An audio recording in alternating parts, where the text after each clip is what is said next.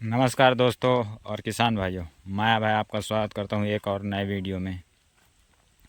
तो दोस्तों और किसान भाइयों, आज की वीडियो में हम आपको बताने वाले हैं DG9, जो DG09 इजरायली गेहूं है, उसकी खेती आप किस प्रकार कर सकते हैं।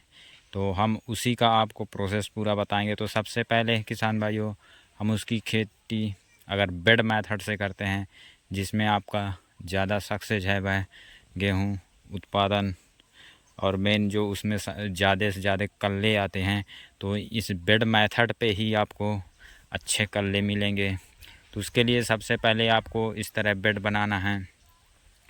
तो बेड की लंबाई तो आप अपने खेत के हिसाब से रख सकते हैं, और चौड़ाई हमने बेड की 1 फीट रखी है, क्योंकि उसमें जो हम दूरी रखते हैं गेहूं के जो बीज डालते हैं वह 9 इंच होनी चाहिए आपकी, एक बीज से दूसरे बीज की। और 1 फीट चौड़ाई है तो हम इसमें 2 लाइन चला सकते हैं दोनों साइड। 1 फीट है इसलिए क्योंकि 9 इंच की दूरी चाहिए उसके लिए। तो हम आज उसी का मेथड आपको समझा रहे हैं। तो किसान भाइयों, तो आपने जैसे इस तरह से बेड मेकिंग कर लिया अपने खेत पे, अब उसके आगे आपको क्या करना है, उसके आगे बात आ जाती है खाद की। तो किसान भाइयों, अगर आप खाद बेड मेथड से कर रहे हैं तो जैसे अंतिम जुताई के समय ना देकर अगर आप बेड में दे सकते हैं खाद, तो वह ज़्यादा बेहतर होता है।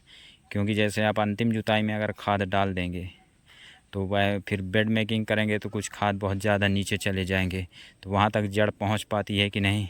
इसलिए हम अगर बेड बनाने के बाद बेड में अगर वही खाद डालें जो भी अपना बेसल डोज है, यूरिया, DAP, पोटास, MOP, तो वो ज़्यादा बेहतर रहता है। तो उसके लिए हम किस तरह के मेथड का प्रयोग करें, चले हम आपको बता रहे हैं वो।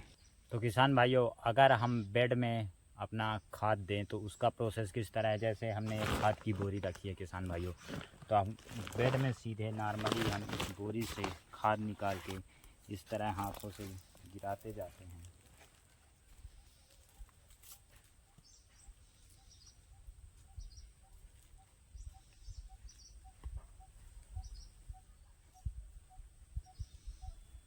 तो जैसे हमने किसान भाइयों बेड के ऊपर खाद गिरा दी, अब उसके बाद ये बेड क्या रहता है, जो हमारा हैंडमेडेड हाथ से बनाया हुआ बेड है, जो फावड़े की मदद से बनाते हैं। तो इसमें क्या है, इस तरह फावड़े से मिट्टी से बेड बनाने के बाद थोड़ा फिनिशिंग देना रहता है। तो इस तरह हम हाथों से इसमें जब फिनिशिंग देते हैं,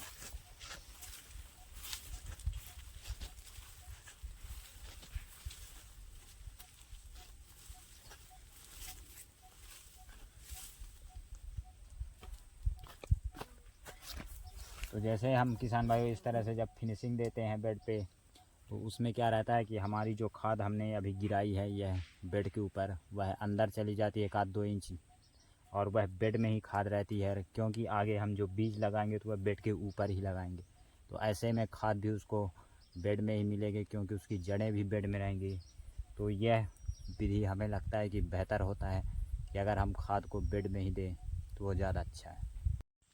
तो किसान भाइयों, अब हमारा आगे का स्टेप है बुवाई का। हमने जैसे पूरा बेड अपना प्रिपरेशन कर लिया, तैयार कर लिया, खाद वगैरह भी डाल दी। तो बुवाई के लिए किसान भाइयों, प्रति एकड़ लगभग 5 किलो आपको बीज की आवश्यकता होगी। और आप बीज में जैसे बुवाई कर रहे हैं बेड मेथड से, तो उसमें आप दूरी देखें। तो जैसे हमने ये 9 इंच का स्टिक रखा हुआ है किसान भाइयों, तो इस 9 इंच के स्टिक में आप जो देखें, हम यहाँ जैसे एक सीड्स यहाँ डाले हमने यहाँ पे, और ये आगे इसके आगे फिर आगे 9 इंच में फिर यहाँ पे हमने दूसरा सीड्स डाला, और इसी तरह से फिर इस साइड भी जो हमारा लाइन से लाइन की दूरी भी 9 इंच, तो एक सीड्स हमने इधर डाल दिया। तो जो हमारा पौधे से पौधे की दूरी वह भी 9 इंच, और लाइन से लाइन की दूरी यह भी 9 इंच हुई। तो इस प्रकार से 9 इंच के गैप में आपको बेड के ऊपर इस गेहूं की बुवाई करनी है। और साथ में आप गेहूं के बीज को उपचारित भी कर लें। हमने कार्बेंडाजिम प्लस मैंकोजेब से उपचारित किया हुआ है, जिसके लिए आपको प्रति किलोग्राम 1 से 1.5 ग्राम दवा की आवश्यकता होगी। इससे क्या होगा कि आपको जर्मिनेशन बढ़िया मिलेगा, आपके बीज में किसी भी प्रकार की कीड़े वगैरह इस तरह की समस्या ना आएगी। तो इस विधि से अगर आप किसान भाइयों इजरायली गेहूँ DG09 की खेती करते हैं इस बेड मेथड से, तो बेशक आपको इसमें ज़्यादा प्रोडक्शन होगा।